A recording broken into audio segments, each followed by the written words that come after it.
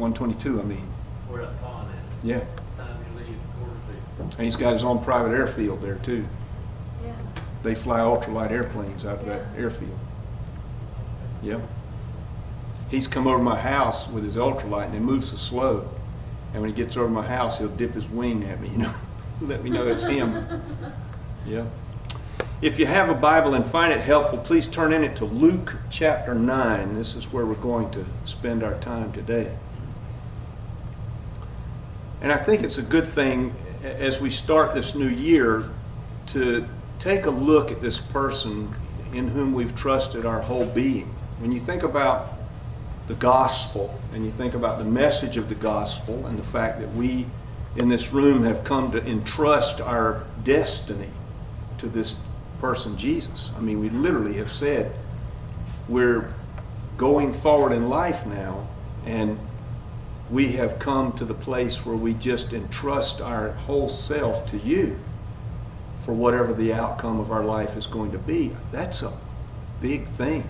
I mean, that's a really deep trust when you think about it. And I think it's easy to forget as we look at the gospel and we become so familiar with it year in and year out, who it is we've trusted and why we should trust him. So let's take a look at this text. I think it will answer a lot of questions for us in ways that we might not think immediately apparent. In Luke chapter 9, I'll begin reading in verse 28. Now about 8 days after all these sayings, Jesus took with him Peter, John, and James and went up onto the mountain to pray. And as he was praying, the appearance of his face was transformed, and his clothes became very bright, a brilliant white. 2 men, Moses and Elijah, showed up and began to speak with him. They appeared in glorious splendor and spoke about his departure that he was about to carry out in Jerusalem. Peter and those who were with him became sleepy. But as they became fully awake, they then saw Jesus' glory and the 2 men that were standing with him. Then as these men started to leave, Peter said to Jesus, "Master, it's good for us to be here. Let's build 3 shelters, one for you, one for Moses, and one for Elijah." Peter not really knowing what he was saying. And as Peter was saying this, a cloud came and overshadowed all of them, and they were afraid as they entered into the cloud. And then a voice came from the cloud saying, "This is my son, my chosen one. Listen to him." And after the voice had spoken, Jesus was found standing alone. So they kept silent and told no one at that time anything of what they had seen. Reminds me a lot of people today who see a UFO and are not really wanting to talk about it very much afterward because they figure if anybody hears them talk about it, they're going to think you're crazy. And I would imagine at this time in history, if somebody had, one of these 3 boys had come down from the mountain and decided to tell everybody about what they had seen with Jesus, people would have thought them to be crazy too. Now there are a lot of things you can discuss about Jesus' life. And I think that we in the South tend to make assumptions about Jesus because of the culture in which we are. We're very comfortable being in a church setting. We don't have any problem in this room, obviously, talking about Jesus or anything to do with who he is or what he taught. But that's not the case with the broader culture at all. And I remember this feeling, and the only way I know how to describe it is in this way. When I was traveling with the band, we would do the music for people, and these were Christian luminaries. These were people who, if they've got books all over the place in the world in Christian bookstores right now to this day. These were the people we would travel with. So I, being a Christian that had only been a Christian for about 4 or 5 years, I was kind of awestruck with all of this.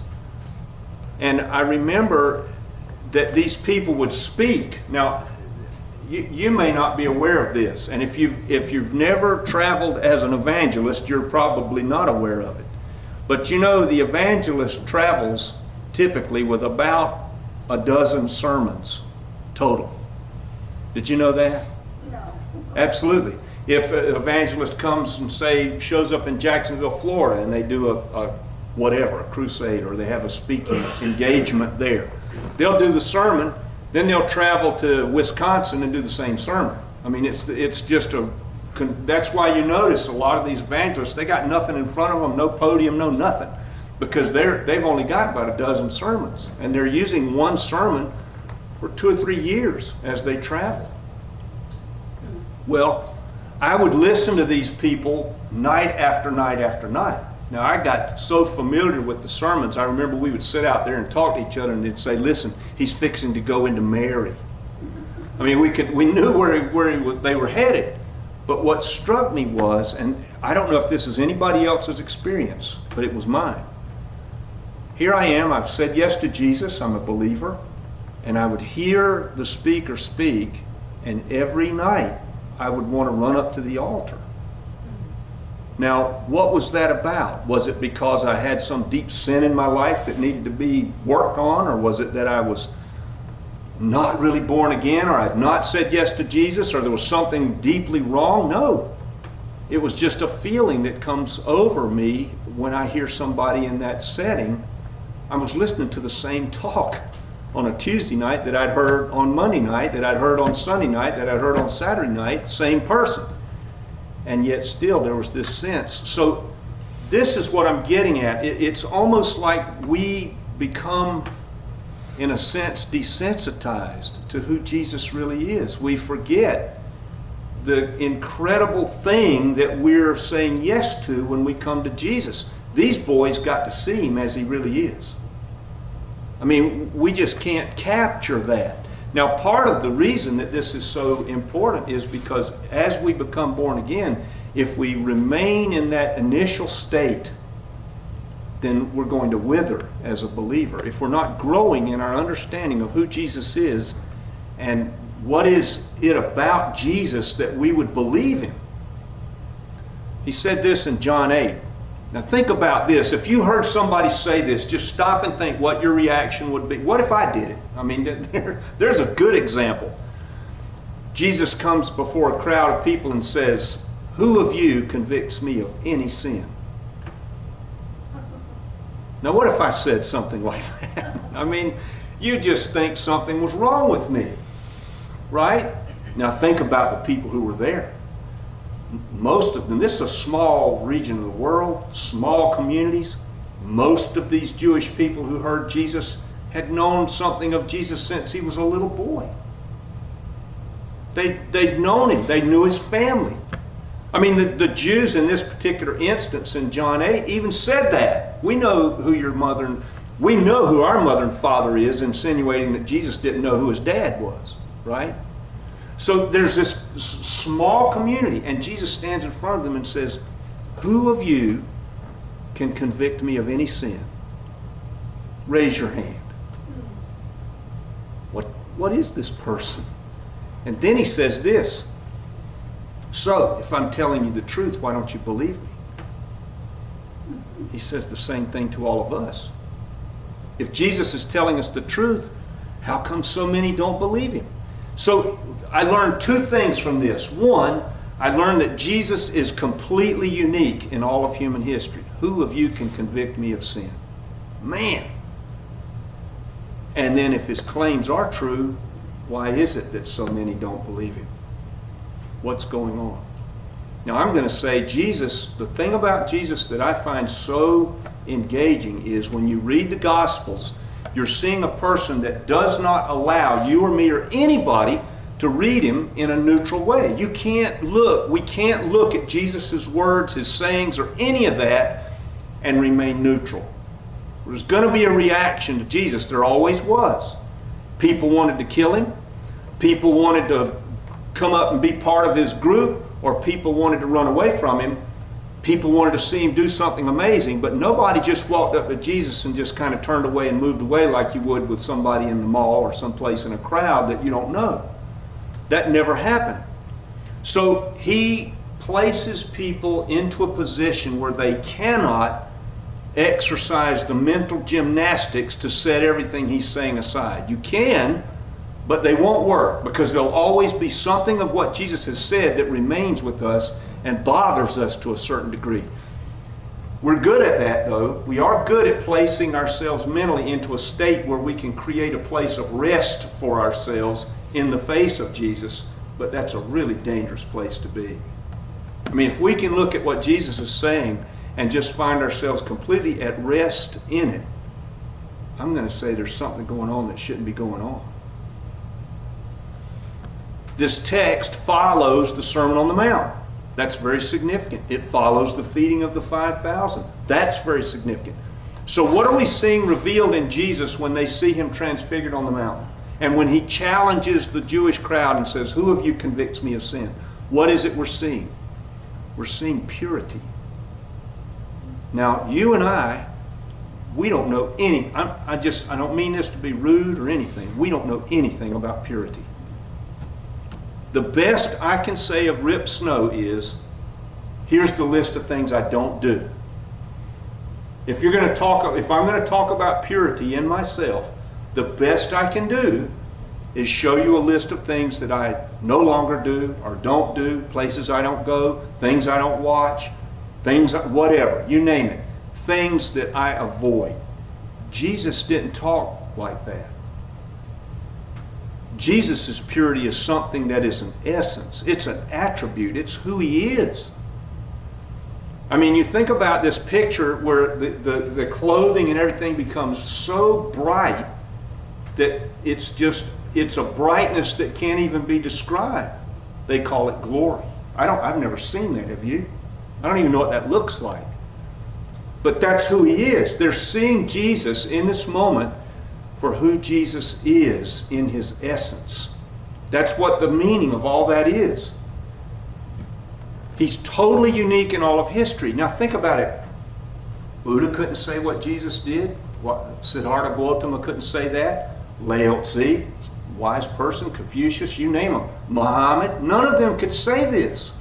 Nobody's ever been able to say this. Who of you convicts me of sin? I mean, if I said that, I guarantee you, Becky's here. She could help you out. You all are here. You all could help me out and say, "Wait a minute, Rip, I remember the time you said this, or I remember the time you did that." But Jesus, you couldn't. What?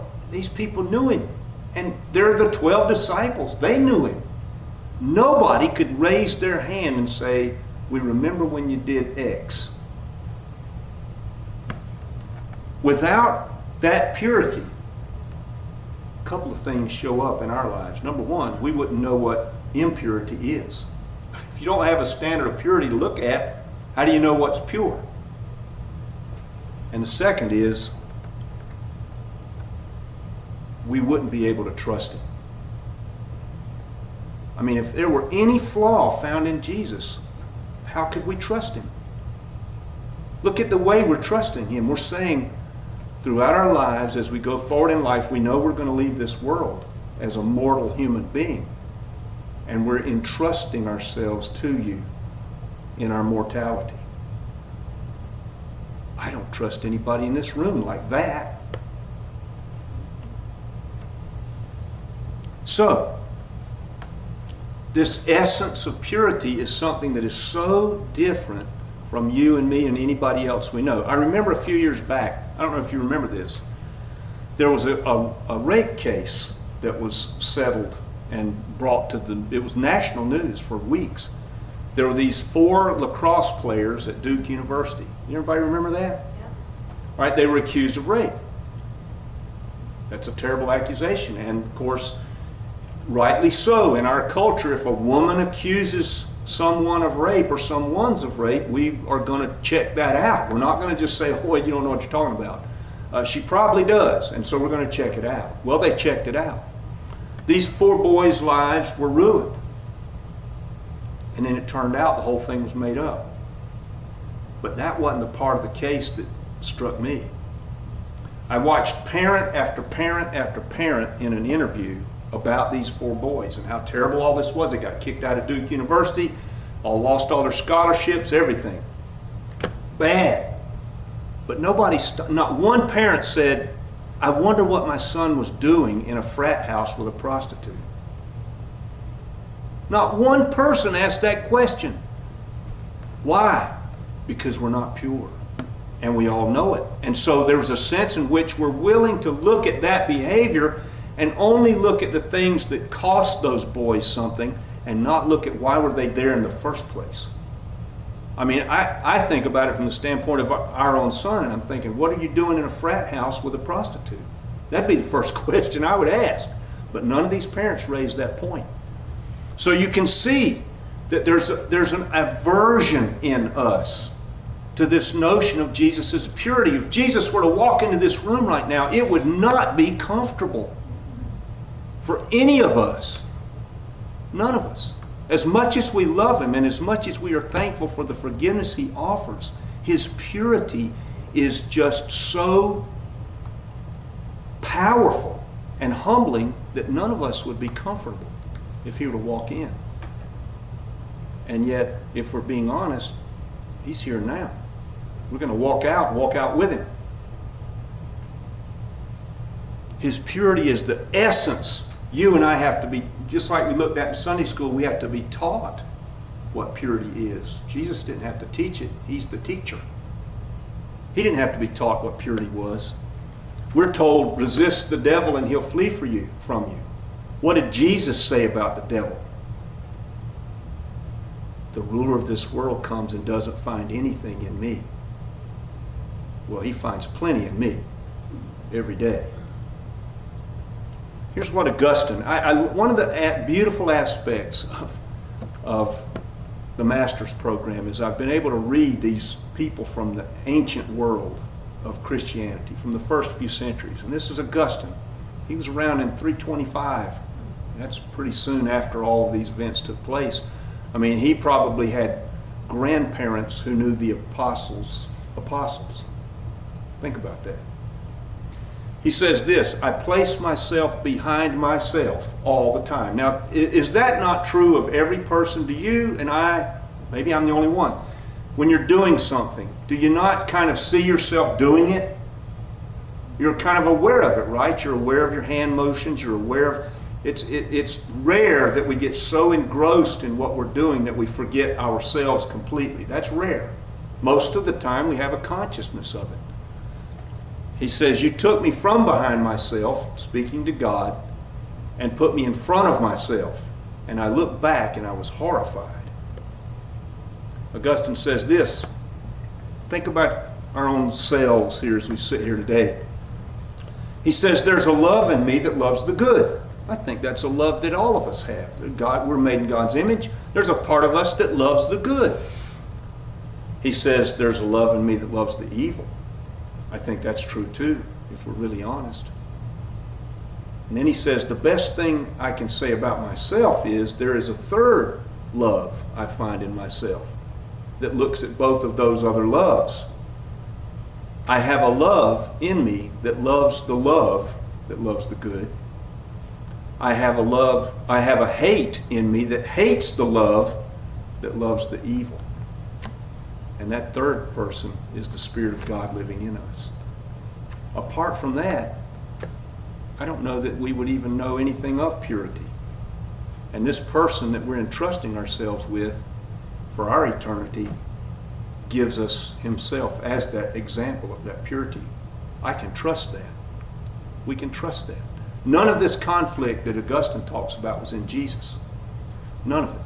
Jesus, Paul says, Jesus was the last Adam. He said the first Adam's from the earth, earthy. The last Adam's from heaven. You and I, this is the beauty of Christianity that no other system can claim. The person that we follow, we can have absolute confidence in his purity, that he is 100% completely trustworthy with everything about who we are, no matter what we face and no matter what life looks like. I don't know about any of you in here, but I can tell you that's important to me.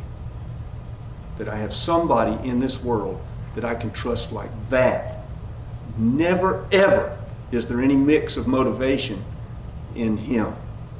He always loves us, always, and we can trust it fully.